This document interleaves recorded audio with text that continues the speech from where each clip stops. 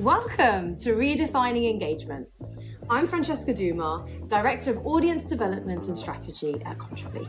And in this show, I speak to leaders and innovators in the media industry so that we can bring tips, wisdom, ideas, and even some things to avoid so that we can all do more engagement better. So without further ado, let's move on to our next guest. Hi, Kiki. Thank you for joining. How are you? I'm good, thank you. How are you? Very well, thank you. Looking forward to having this chat, especially because you're at the end of your dissertation. Am I? Yeah, it's a big one.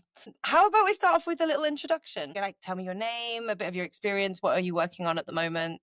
Well, my name is Kiki de Bruin. I'm from the Netherlands, and I work at the University of Applied Sciences in Utrecht and the University of Wageningen. And there I'm finishing up my dissertation. I studied news avoidance for 5 years in the Netherlands among around 4,400 news avoiders.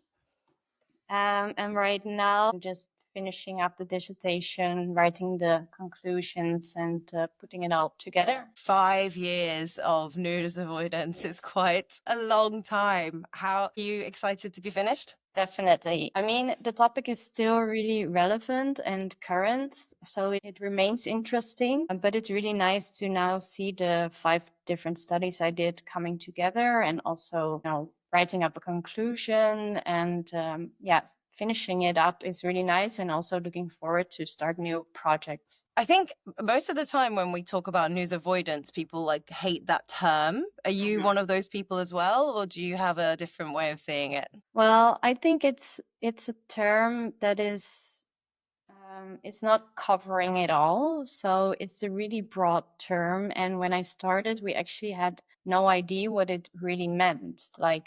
Does it involve people who never see any new information or current affairs or political information? Or is it more a deliberate behavior of people avoiding certain news at certain times? And when the Reuters Institute in Oxford started measuring it, they asked people do you avoid news? And then a lot of people said yes, but everyone has a different understanding of what news is in this digital age, and also maybe a different understanding of what avoidance means. So that's what I focused on in my dissertation. The people who say that they avoid news, which is the amount of people is growing. So what does that mean? What are they doing? What do they mean by news? What do they mean by avoiding? And then ultimately, what does it mean for your information provision or your political engagement or societal engagement? How are you connected to public life? Yeah, so that's what I focused on. Big questions. I guess it just makes me think in so many times we talk about the questions we ask being almost the first most important piece, and the fact that the terms that we use are potentially you've created a whole study based on the terms that were used by another study, and that's huge in itself. But going back to engagement, because technically, to understand one, you need to understand the other as well. What would you describe as audience engagement? What does that mean to you? Well, that's a good question, and immediately quite a hard one, because I think, and because I'm, of course, scientist, I'm very nuanced. But audience engagement, it really depends on from which perspective you take. So, of course, for news organizations, audience engagement can mean something really different than engaging with news from an audience perspective. So, and I think these two can be very different, and multiple studies have proven that. For example, people who say they avoid the news, still find engaging with news or new information or societal or public matters important, and you have different information needs in that matter. So sometimes the need is being up to date, just knowing what's going on in a very maybe superficial way, but at least you know what the news is, so you can talk along with people, you can talk with your colleagues. And then it might be enough to only engage with reading the headlines, scrolling through your news app and seeing the headlines, maybe for just 3 minutes, and then closing it again. That can be mean still a lot in a person's life, because it has an important function that they can socially talk about the current affairs. Another need can be to be fully informed and understanding the world around you, understanding conflicts, understanding bigger problems like climate change. And that may require a different form of engagement with news, or even maybe with more like documentaries or books. So that's also a form of engagement. And another form of engagement is feeling and being heard. Yeah. And you know, if there's something going on in your region, seeing that on the news, feeling connected with other people. But these are, of course, really hard things to measure for a news organization, because if people only scroll through your headlines for 3 minutes a day, that would not necessarily mean engagement with your stories as a news organization. However, it can have a really big function for That I think that's the thing. We focus so much on measurement, we're not necessarily focusing enough on what that actually means for the individuals on the other end. When you've been doing all of your studies, and obviously it's so nuanced, did the definition or the way that you saw it coming in change compared to the end of your process, or near the end? You mean the definition of engagement? Yeah, definition of engagement, or anything else that you've seen as you went along. Has any of that changed? Well, I think in the beginning, news avoidance was a pretty, it was either using news or not using news. It could be quite binary. But as I went along, I saw, no, it's much more volatile behavior that people do, sometimes deliberately, sometimes not. It has multiple reasons for different people, and multiple manifestations, I call it. So people do it differently. And that changed my perspective, per se, on news avoidance, but also on news consumption, especially in the digital society we live in, because we cannot see news separately from all the other information we are gaining. It's on the same devices, it's on the same platforms. So the lines between new information in general and news from journalists are getting really blurred. And especially for people, this means that they have to somehow navigate through all this and choose, like, am I engaging with entertainment right now? And am I engaging with news right now? But sometimes it's all at the same place at the same time. And if we look at it that way, then it's really hard to say when someone is avoiding the news, because we encounter it anyway. And in my mind, I broadened the definition of news in that way, because so many people said, well, if I asked what is news to you, they were like, well, it's new information, but it also is information that is useful in a way and really relevant to me, whether it is to me as a person or to my neighbors or to my friends. I want to know what's going on in their lives, in my communities.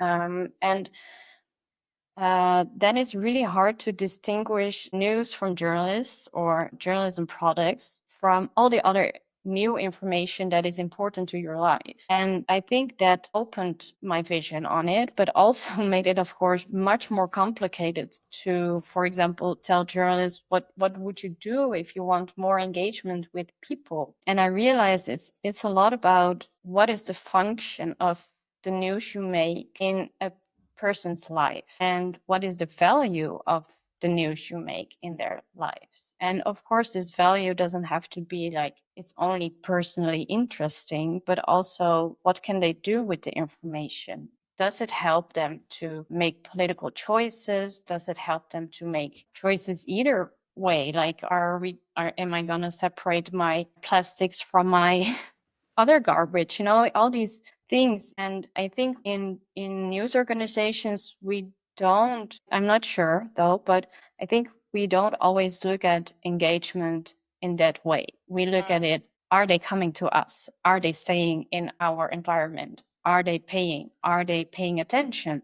Well, for people, it's much more, what is the relevance? What can I do with this information? What is the value of it in my life? So in that way, my perspective, I think, on news use and news engagement changed. That's fascinating. Like broadening the definition of news is like you've opened up a Pandora's box in terms of what else it can be. And with what you were looking at, I think what I find very difficult, because obviously I am thinking of it from the point of view of the news organizations, there's a bit of like, how do you associate value to that? Because, you know, if you do find the like, let's say it is information about the bins and that is valuable information, how do you then put a value on what you're doing? If that then becomes almost impossible, like before you even get to the people who, that you have the news avoiders and then you have the people that are coming to the news, if we could at least do it better for the ones that are interested in it, then that changes. Did that come up in your study, or do you have an opinion on that at all? That what that value is? Well, the value in that way is, that's hard to say, because I also looked at it in a quite micro way, so in daily lives of people. And then the value is for the easiest thing is, I know something now I didn't know before. That is value, because people find that important. Like whether it's on national or international or local level, when they hear something they didn't know before, that has value. But also, when you start to choose what information you consume and what not, it's also about relevance. Like, is this relevant to me? Are the benefits maybe emotionally draining information? The benefits can be higher if it has some sort of relevance to their lives. So something that they can do with the information. But if they feel like, I know this now and I only feel emotionally drained and sad and angry, then the costs are higher than the benefits in that way. Relevance versus cost is definitely one way of seeing it. Yeah.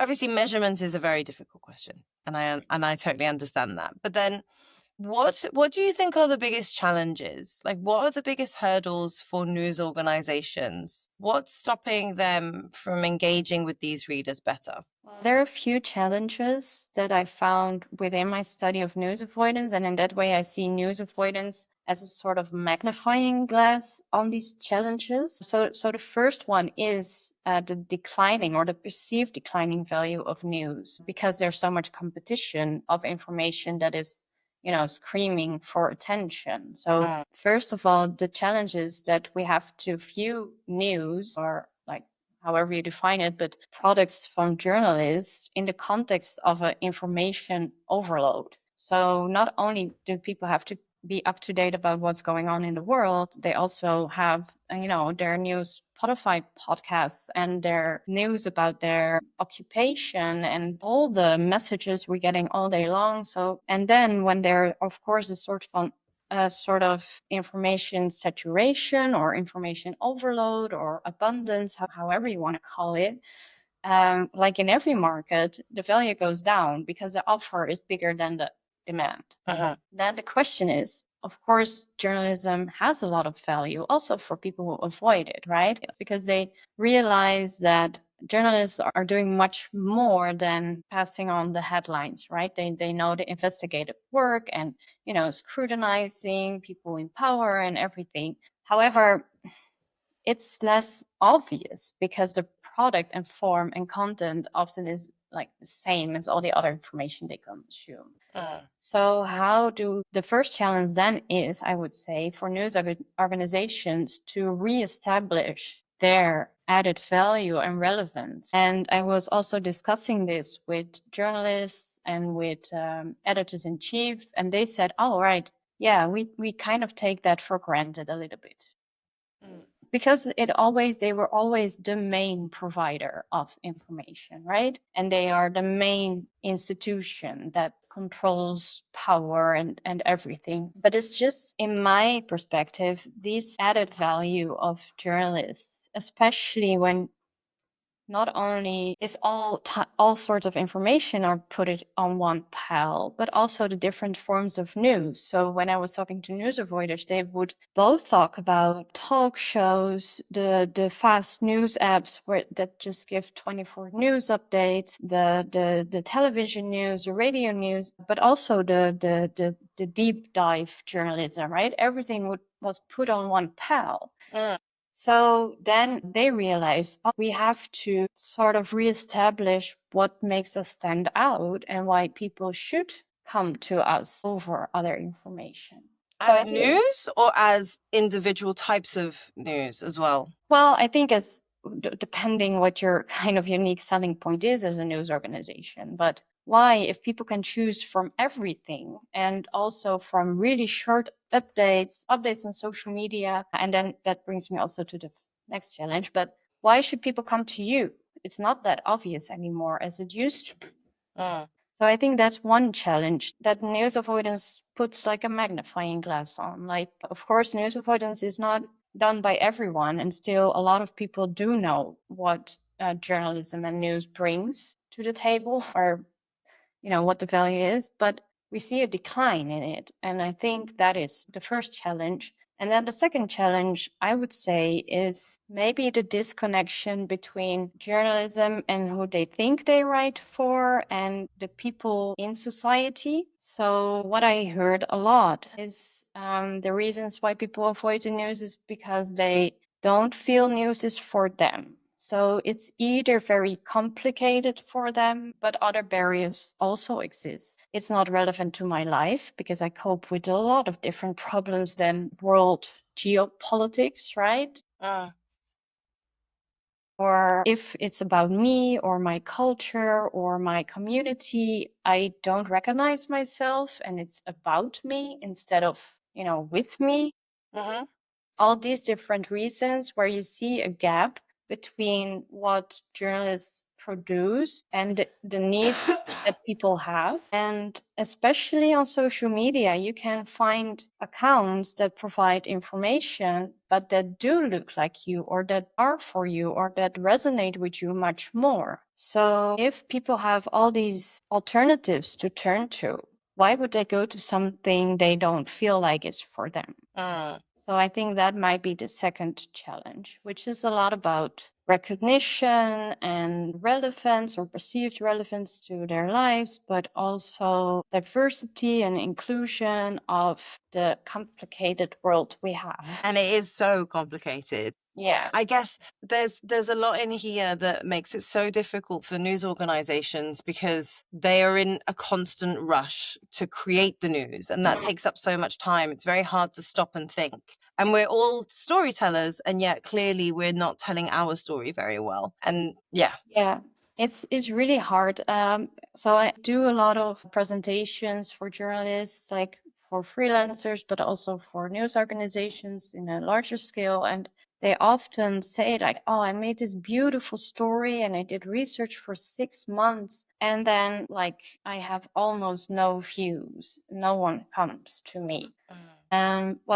And we can blame them, the audience, like, wow, you're missing such beautiful stories. Pay more attention and choose these stories over the flashy content. But at the same time, if we look at people's lives and how information fits into that, people often say, I just check my news apps and my social media apps when I'm on my toilet break or when I'm in the train, when I'm commuting, so there is an offer that is quick and easy, that fits into your busy life, then why would you go to something complicated? That is a bit we can blame, of course, the audience for not coming and engaging, but also maybe the forms we provide, or journalists or news organization provide, just do not suit their needs and in their lives. So how are you then going to promote or sell your piece in a way that does not only attract the most interested people, but also the people who might not have no idea that it exists, right?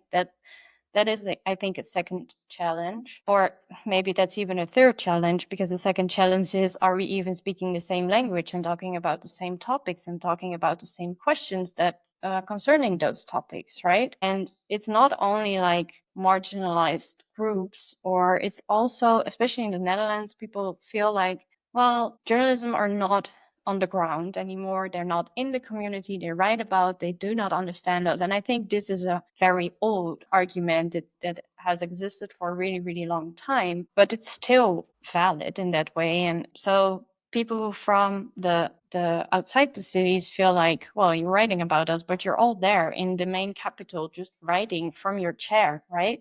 You're not coming to us, you're not talking to us, you're not understanding us. And I think this is not a new problem, but I just think news avoidance highlights it again. Yeah.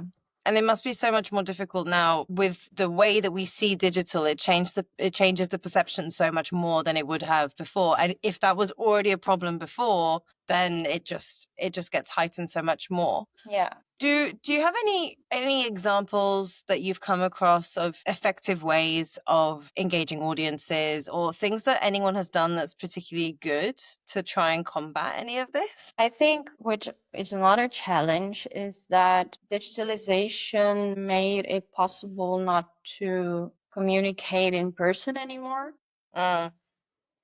And when you don't communicate in person, a lot of communication gets, how do you call it? It gets blurred along the line from sender to receiver, because it's mediated. There's media between it. And that also is another challenge, that people also can react to journalism online and without having to face journalists in person. So it's easier to be mean or to be angry. Yeah.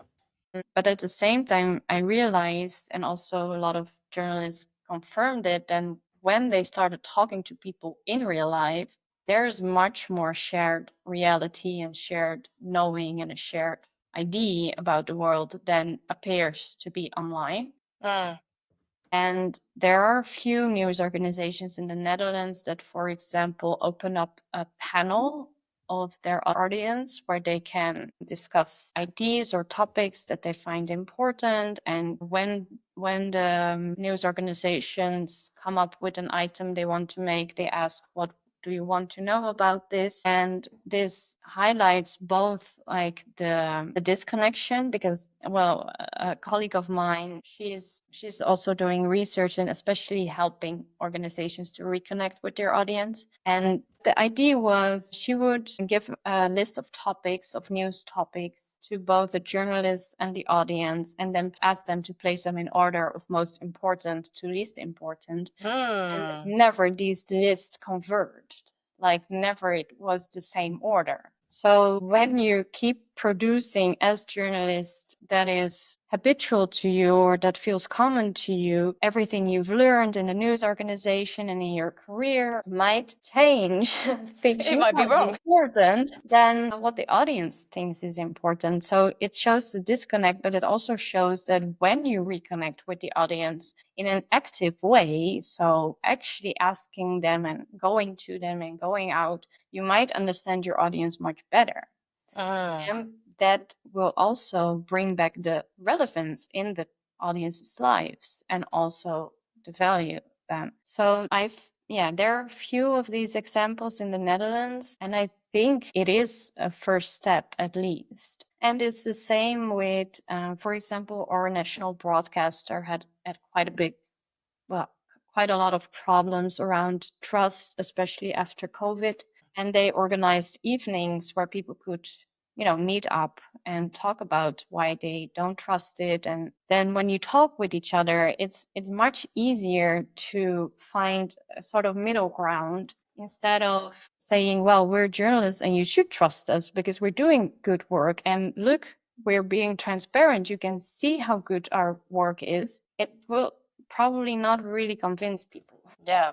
It's so difficult to then do that at scale as well. Of course. That's the difficulty. If anything, we avoid starting because we feel like it can't scale, but starting is already the biggest. You might learn so much from doing that one that one first step. Yes. And I also think it's in that way, not all the work should be in news organizations in that way, because I think it's a problem on a much larger scale, maybe, that it's a problem of the digital society and of the dependence and intervenence of big tech. News organizations are also really dependent on social media, but it doesn't really stimulate the bond between the audience and news organizations. So there's a lot of fragmentation going on, and it's not per se the fault of news organizations, of journalists. It's more that the society changed so much that, yeah, there's just a lot of disconnection between everyone in that matter.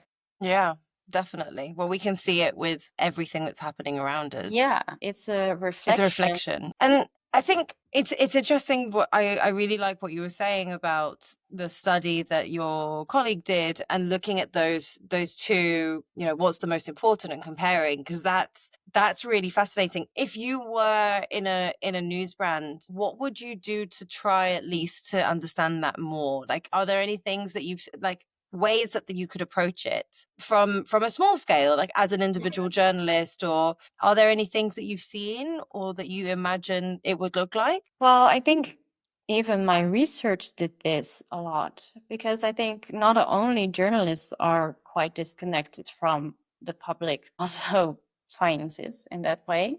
Yep. I have one big advantage, and that is everywhere I go, people ask, what do you do for a job? And I tell them, well, I study news avoidance. And then we immediately have a conversation about it because everyone somehow resonates with it. So I had in the past 5 years so many conversations one-to-one where I heard all the different viewpoints of people. And I did not include this in my research, but this form of engaging with people was really helpful. And well, I try to go to a lot of different places and meet a lot of different people. And of course, I'm still in a bubble that way. That also, I don't think that's always a problem or an issue. It's just being aware of it. But going to these different places and then always finding a topic that people could talk about, news avoidance, helped me realize, okay, I have to broaden my perspective on who the public is and how they think about journalism, how they perceive journalism and news. So that helped me. So I would say for first, just go out there and talk to people. And when I did the interviews with news avoiders, which obviously is a very intensive way of studying people, I went to their houses like all across the country, and that also made me see so much nuance. For example, people really distrusted the news. I could still have a nice lunch with them at the end of the interview, although they might have really different ideas than I would have. There always is a topic that you do find middle ground on. And that made me realize, not only journalism has a sort of imagined audience, right? That we think we write for, and often that leaves out the stuff we don't know because it's just our reference and it's based on your own experience and the world you live in. But going outside that imagined audience, or stepping outside those references or those frameworks, I would say, that already might, give a small idea for you to say, oh, yeah, I did never write for you. That is true. And it's the same with research. Like we tend to see people always in demographic, like social groups. And this is a side way or a side story, but colleagues of mine have been doing focus groups among communities and marginalized communities. But apparently all researchers go to the same community house in the same neighborhood in Rotterdam. One point, these people said, no, not another research here. Like, what do we get from it? We are the typical example of the marginalized community. So all research come to us. And it's super annoying because we're just trying to live our lives and we're not like guinea pigs. Mm. And I thought this is super interesting because even when you go out there, You go to the same you people. go to the same spot. And yeah, I think that is a problem of research, and also, of course, of the time and resources and scalability. Like, you don't have time to visit everyone in the Netherlands at their house. But I do think it's really important to go to places like physically. And when I did all those visits at people's home, it not just only gives you an idea of how they look at journalism, but how they live their life, what kind of people they are, and how, for example, involved they are with their community or with their family and their caretakers. And I think this broader perspective of who your audience is instead of demographics and groups is also super important. So while it's difficult, I think it's really interesting to look beyond like age, income, education, but maybe also look at values, personality. It's coming from the uses and gratifications theory that says, well, the public are all individual people who make individual choices with their own psychological and social factors. They all have different factors that make them use or not use news. And of course, I still made a classification of this, and I still made different types of news avoiders in that way. So you still oversimplify the reality, or you make a simplified version of reality, but it's just a different way of looking at who your public or your audience is. And I think it does more justice to. I think there's one thing that you said in all of that I for some reason took out as something interesting. You've been to all of these different places and you're having these conversations, and yet you're saying there is constantly a middle ground that we can agree on. There's constantly these, and maybe that is something that news brands can focus on a little bit more. What are the topics that we can connect on? What are those middle grounds where we can actually bring people in? Because it's their emotional journeys, aren't they? At the end of the day, trust is an emotional thing. It's not necessarily quantifiable. Are there things that we're focusing on that happen regularly, not a one-off piece somewhere, but that happen regularly, that connect people that are following a specific news brand or a specific group? And that's almost the bit that I'm taking away of, like, something that's actually actionable for a first small step. But would you agree with that? I don't know. Yeah, I think even the step before is truly knowing who your audience is. And of course, this is really complicated to do, but I still hear stories from journalists that say, well, we invited our audience and it was totally different than I expected. And then I'm like, well, yeah, that is strange. Like, how did that happen? So maybe that's the first step.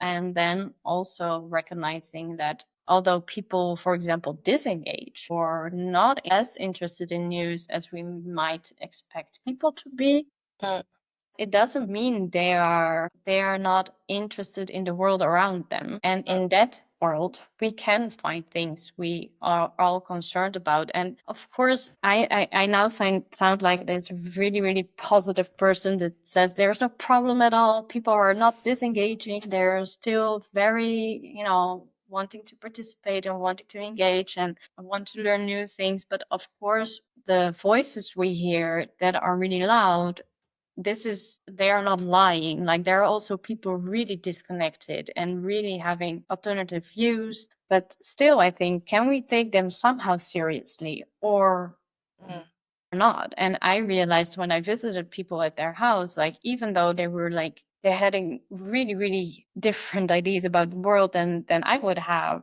still there was a nice conversation, and it could be a nice conversation. And myself, I find this really hard. Like, I'm not saying we have to discern all the challenges and say, oh, it's not a problem that people follow certain alternative channels with fake news. That is a problem. But the question is, like, do we still reach out to them or not? I think that is, for me, the question. And I think it's a really hard one. I think it's also a thing I often get in discussion with other scholars who focus on the dis and misbeliefs people have. I'm always questioning, like, but is it possible to still connect? Yeah. that comment of like take them seriously, I think is something that a lot of newsrooms don't necessarily always take their audience seriously.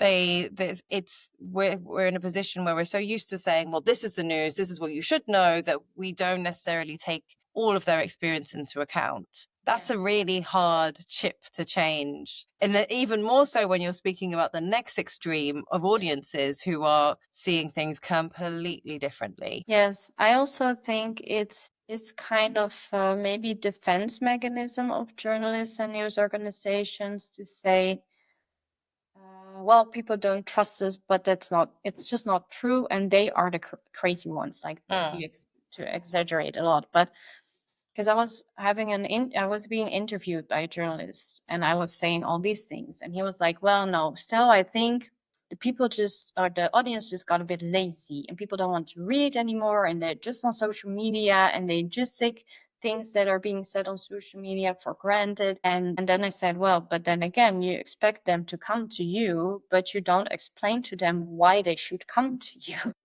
So you cannot really blame them in a world that has so much alternative competing information sources. Why would they come to you if it's a quick fix on social media? You're up to date. You immediately have an opinion ready as well. So you really blame them. And I felt that was a typical, well, not a typical, I also want to be nuanced about journalists, but it was a comment that could be in a textbook writing, right? Like, the people are getting lazy, they're reading less, they know less, they are less interested. And when I investigated the people who say that they avoid the news, it's just not really true. Might be for some, but you cannot put it all on one. I wrote somewhere, you cannot comb them with the same tar, right? There is much more nuance, and because everything is getting so fragmented, so individualized, I think these nuances are getting more important than when we had mass media. You also had a mass audience, right? But now it's just not the case, and you cannot discard them like that. And I guess one of the questions is around tech, because we've almost talked about it going through of, this is what it used to be like. We used to connect, and still then people didn't feel connected enough because they said the journalists weren't, where we are. Then we went into starting the digitalization, and that's kind of created a whole other thing. Where do you see it going with we've got AI now, and people are going down the analytics routes, and all of these other things are coming up. How do you see that changing things? Yeah, I think technology always has changed journalism a lot. Like, when you look at the history, first press, and then radio and television, and then all the extra channels, and then internet, and it always changed, but now it's going really, really fast and rapid. And I think journalism is always, well, maybe not with broadcasting, but it feels like we always are one step behind, not only journalism, but in government or science academics as well. So the question is, are we going to think in a larger scale ahead to tackle problems before they arise? We've not been very good at that until now. No, and what would be needed for that? What would be needed also in newsrooms to maybe adapt faster, and not short-term adaptation of like, oh, there's a new technology, let's use it, or there's a new platform, let's go on it and let's hop on the train. But what is needed in news organizations to innovate more independent from big tech? I don't have an answer to that at all, but I think it's a super interesting question. Well, I think it links so much to the first question you asked, which was like, what's the definition of the news? Because if we understand our definition better, we can then build tech that works with that. Whereas if we don't have that definition, then we are still piggybacking on other developments, aren't we? I think what needs to maybe innovate is how we perceive the role of journalism in society, because the role has changed, because information is everywhere, and we're not the main providers of information anymore. We don't have the monopoly on information anymore. So then, can you innovate your role or your position in society. And then again, it is, what is your value? What do you want your value to be? And then what kind of work does it need, and what kind of technology does it need? But Yeah. I think this, to me, feels very philosophical. It's really not concrete at all. It's just really big questions. And I like to sometimes bring them up when I'm at news organizations, and they're like, what? I'm just doing my job. It's really hard work. So we don't have time to reinvent ourselves like that. But I think it's a really interesting question, though. Yeah, well, the conversation is needed, even if we should all have a vision of what we're trying to achieve. I think we confuse the vision and the mission. Yeah. There's the mission, which is, hold power to account, inform people. And then there is the vision of what does that actually look like in the grand scheme of things. Yeah. And yeah, but it's a big one. It's a really, really big one. So one last question for you, which is if you were to recommend to someone to do something tomorrow, to engage better or to understand their audience better, whatever it might be, what would that one little hack be? Like, what could someone do as a first step? That's really complicated question. So you mean as a journalist? Yeah, as a journalist or as a media organization, or what's the first, what could they do as a first step to at least try and be a bit better? I think, and this is really not based on any research I've done, so it's just an idea. I think it can be nice just to take a step back instead of just continue producing on a really high speed, and just look at the content you're making and ask, does this even need to be produced? And that's a horrible question, because I'm not saying news is not important, but it's more like, I think there is not time in news organizations to ask, like, just the news flows in, right? From in the Netherlands, it's the ANP. So the news flows in and people hop on it and people produce it and do something with it. And of course, I know it's not this superficial on news organizations. They have the conversation about what is a really important story to tell and how are we going to tell it. I know that, but I think sometimes it just could be really interesting to take a step back and look at what you're doing and producing and just ask, like, is this the right way to produce it? Is this the right type of information that the people who don't know anything about journalism, who don't know anything about news, would engage with it? And are they doing it from the perspectives of those audiences that aren't necessarily following them? Or are they doing it from the perceived perspective of the audience that they think they have? Yeah. So I always come back from meetings with newsrooms that these questions that I pose all the time are kind of so obvious to me. Also about inclusion and diversity, and what angles do you take on stories? Are these really new angles? Are these angles that resonate with the audience, and then a broader perspective of the audience? And when I come at certain newsrooms, not all, it sometimes blows my mind that they never thought about it that way. They're not asking the question. Yeah.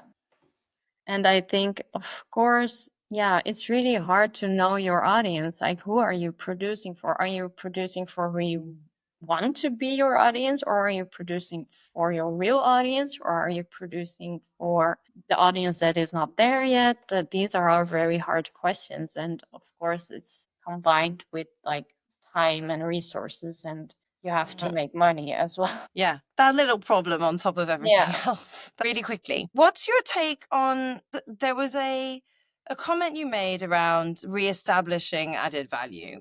What's your take on, we talk about impact-led journalism or solutions journalism and that kind of thing. Did your research touch on any of those at any point? And what did you find, if so? I think very related to solutions-based journalism or constructive journalism, very often heard comment of the news avoiders was, if you watch the news, you do not get a good perspective of the world because it's all very negative, of course. So they wanted a more nuanced vision of the world. And they said, if you watch the news, you will not get it. You will not get the idea how the world really is, because you will only see the bad side. So they opted for more constructive journalism. In the Netherlands, we have the correspondent. Mhm. I think they're also now in England or the US. And they move beyond the current affairs, but make stories about bigger issues, about more slow journalism. So it's based on trends and phenomena instead of what's happening today at some place in the world. Mhm. And people found that a very good alternative to the traditional news we would have. Okay. And I think that is very interesting because I never thought about it that way. I used to work in journalism as well. I studied journalism. Now I teach young journalists. And I'm always like, yeah, of course the news is negative. Yeah, but we want to be prepared for danger. Like we want to know what's wrong, and we want to hold people accountable for these things. So yeah, it's very logical. In another perspective, the news often is a window for the audience to the public world. And if then the public world is in your opinion, or you perceive it as only negative and bad, well, you know the world is not only that. It's more than that. It's more nuanced than that. Yeah, then I understand the people that they avoid it. Yeah, of course. And people, for example, say, well, if you watch the news about the continent Africa, it's almost like it's only like war and poverty and hunger. But if you go there, it's much more. It's very developed country. Yeah. And maybe offering that perspective would help.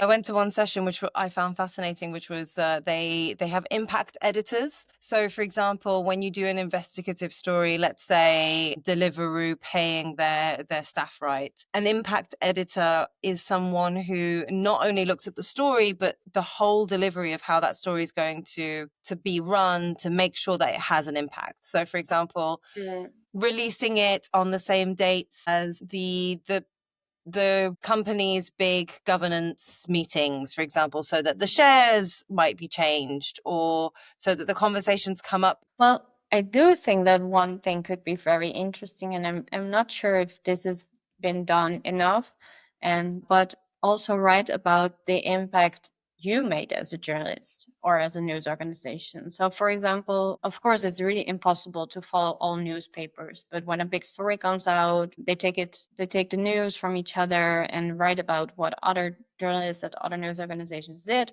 But often after that, coming out of the news, it becomes really quiet of what happens after. So this journalist, he was, I think, on economy, and he did so many stories that actually prevented people from getting leadership functions, but it kind of remains silence, or maybe on a really low scale, it's getting out, or only with really big affairs, right? That people will know, like, oh, there was a debate about it in politics. So I think this is another form of impact-driven journalism, maybe, or impact, showing your impact. I thought that was super interesting. Like, not only write the stories, but also make public what happens afterwards. Someone on one of these calls had told me something about no news is also news. And I thought that was so great. It was a bit like, if someone's following, I don't know, some construction activity happening in their village and you're informing everybody, sometimes just saying,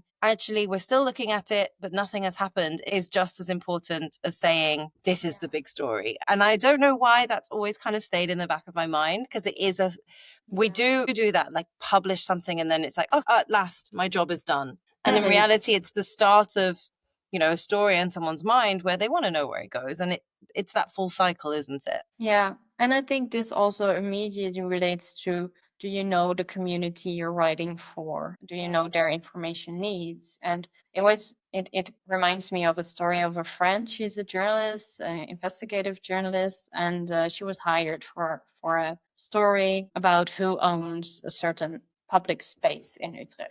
And she was just like, but I cannot find any problems. Like, I cannot find a story.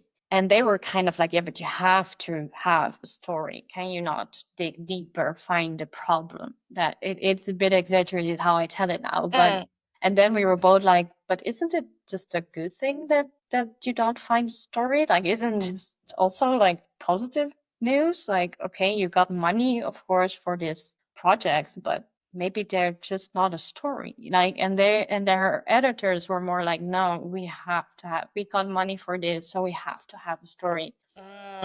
And I found that super interesting. Like, that is a really different side of the job. Like, it's beyond the idealistic idea of, oh, we want to inform people and we need to, we find the problems and the affairs and the stuff. But it was a completely different side of being a journalist. Like, we have to produce something.